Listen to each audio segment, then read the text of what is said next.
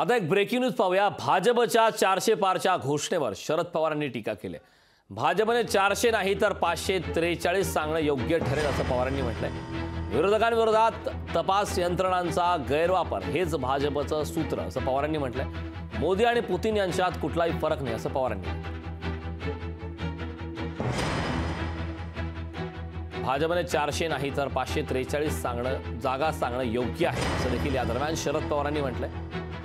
भाजपची जी घोषणा आहे अबकी बार 400 पार त्यावरती आता प्रतिक्रिया देत असताना शरद पवार यांनी भाजपच्या त्या वाक्याची खिल्ली उडवलेली आहे। मोदी आणि पुतीन यांच्यात कुठलाही फरक नाही असं देखील शरद पवारांनी म्हटलं।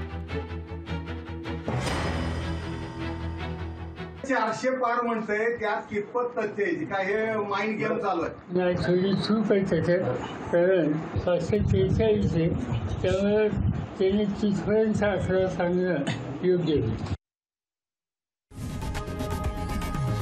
लोकशाही मराठी ऐका, पहा, जागरूक रहा।